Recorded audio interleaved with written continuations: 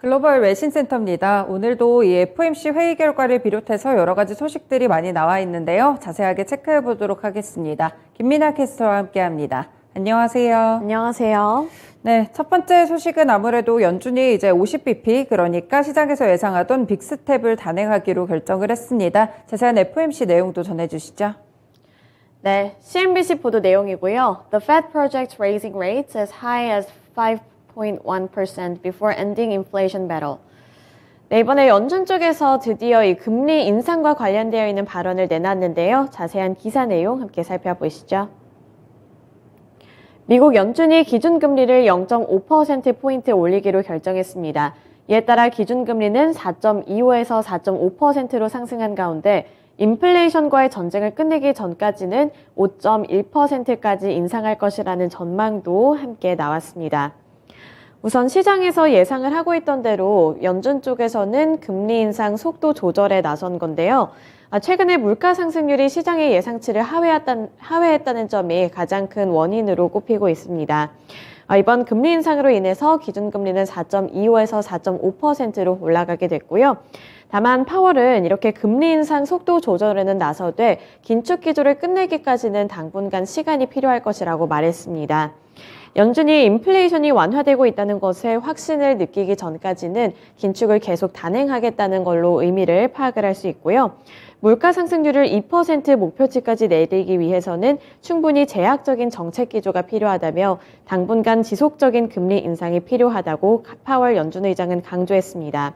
따라서 올해 마지막에도 이렇게 50bp 금리 인상이 단행이 된 가운데 2023년인 내년까지도 긴축 기조는 유지될 것으로 보고 있고요. 앞으로 파월이 어떤 부분에 집중을 하게 될지 이 부분도 중요한 지표로 작용할 것 같은데 외신에서는 어떻게 분석을 하고 있는지 두 번째 코멘트 통해서 살펴보겠습니다. 네, 함께 멘트 살펴보시죠. 파월 연준 의장은 서비스 분야의 물가 상승이 더 오랜 기간 금리 인상을 하게 만들 수 있다는 점을 시사했습니다. 결국에는 서비스 인플레이션에 집중하겠다고 한 건데요. 서비스 분야에서의 물가 상승률이 쉽게 사그라들지 않을 것이라고 본 겁니다. 때문에 시간을 갖고 지켜봐야 한다는 건데 결국 이 서비스 섹터에서의 인플레이션은 임금 상승률과도 관련이 되어 있기 때문에 노동시장과도 관련이 되어 있는 지표를 눈여겨보겠다고 외신들은 분석을 하고 있습니다. 결국에는 임금과도 엮여 있기 때문에 앞으로 서비스 섹터 그리고 고용시장에 대한 지표들을 눈여겨보셔야겠습니다. 네, 이렇게 연준의 행동과 관련해서 여러 가지 좀 변화들이 관측이 되고 있는데요. 생각보다 매파적인 발언이 나오게 되면서 시장이 한 차례 흔들리기도 했습니다. 일단은 50bp 빅스텝이 단행이 됐고 이후에 점도표에 관련된 부분들까지 추가적인 분석도 함께 들어가 보겠습니다.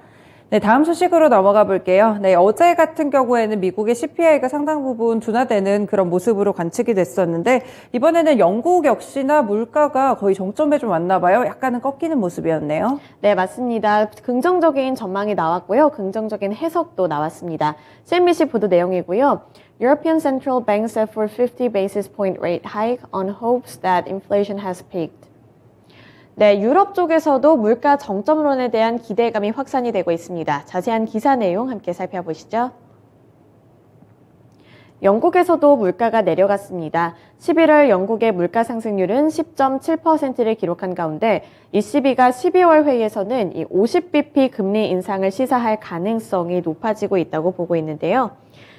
미국과 유로존에 이어서 영국에서도 물가 상승세가 점차 둔화되는 모습을 나타내고 있습니다. 때문에 이런 물가 정점론에 대한 기대감까지 함께 유입이 되고 있는 거고요. 우선 영국의 상황을 먼저 돌이켜 봤을 때 영국에서는 이 물가 상승률이 연 10.7%를 기록했다고 발표했습니다. 이는 로이터 통신이 집계를 했던 전문가 예상치인 10.9%보다 낮은 수준인데요.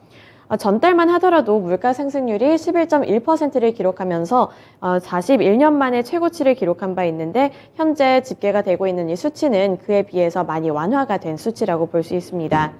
변동성이 큰 에너지와 식품 가격을 제외한 근원 물가 상승률도 10월에는 연 6.5%를 기록을 했는데 11월에는 연 6.3%로 내려왔고요. 이렇게 물가가 전체적으로 좀 진정이 되는 모습이 나타나면서 유럽 쪽에서도 이제는 좀 금리 인상과 관련해서 속도 조절을 할 수 있을 것이라는 기대감도 나타나고 있고요. 또 영국의 중앙은행 쪽에서도 금리 인상폭을 줄일 것으로 전망을 하고 있습니다. 캐피털 이코노믹스 측의 분석 내용에 따르면 기준 금리가 연 3%에서 연 3.5%로 올라갈 것으로 생각을 한다며 금리 정점이 우리 예상치인 연 4.5%에 이르지 않을 가능성도 있다고 말을 했는데요. 오늘 저녁에는 이제 ECB 그리고 영란은행 쪽에 기준금리 결정이 있기 때문에요. ECB 쪽 그리고 영국 중앙은행의 이런 이슈까지 함께 살펴보셔야겠습니다. 전 정리를 하자면 이번에 영란은행 그리고 ECB 쪽에서도 금리 인상 속도 조절에 나설 수 있다는 점이 핵심이었습니다. 네, 영국 물가도 조금씩 꺾이고 있습니다. 과연 영란은행 측은 어떤 행동 변화를 보여주게 될지 이 부분도 포인트를 두시고 오늘 장도 해석을 해보시면 될 것 같습니다. 네, 다음 소식도 한번 넘어가 볼게요. 네, 지금 최근에 경제 침체에 대한 부분들이 둔화되는 상황에서 중국은 또 리오프닝에 들어가게 됐는데 모건 스탠리 쪽에서는 중국의 경제 성장률을 다시 한번 좀 상향 조정했다고요? 네, 맞습니다. 중국을 향한 전망도 다 대체적으로 긍정적으로 나오고 있습니다. CNBC 보도 내용이고요. Morgan Stanley upgrades its 2023 growth outlook for China, expects stronger and earlier rebound. 네, 모건 스탠리 쪽에 중국과 관련되어 있는 전망 함께 살펴보겠습니다. 모건 스탠리가 내년 중국 경제 성장률 전망치를 기존 5%에서 5.4%로 상향했습니다. 모건 스탠리 측에서는 원래는 내년 2분기 말부터 중국의 경제 활동이 조금 더 활성화가 되고 때문에 따라서 경기가 좋아질 것으로 내다봤었는데요. 하지만 이제는 조금 더 앞당겨진 3월 초부터 이러한 개선세가 나타날 것이라고 전망하고 있습니다. 중국 리오프닝에 대한 낙관론도 유효하다고 평가를 하고 있고요. 중국 정부가 경제 성장을 우선시하는 정책 방향을 택하고 있다는 점도 전망치를 상향 조정하는 긍정적인 재료로 작용이 됐습니다. 중국의 위안화 가치가 저평가되어 있다는 점까지 함께 고려를 했다는 부분도 함께 체크를 해보셔야겠는데요. 앞으로 경기가 나아지면서 저평가되어 있던 위안화의 가치까지도 봄 이전에 강세를 보일 것이라는 전망까지 함께 제시했습니다.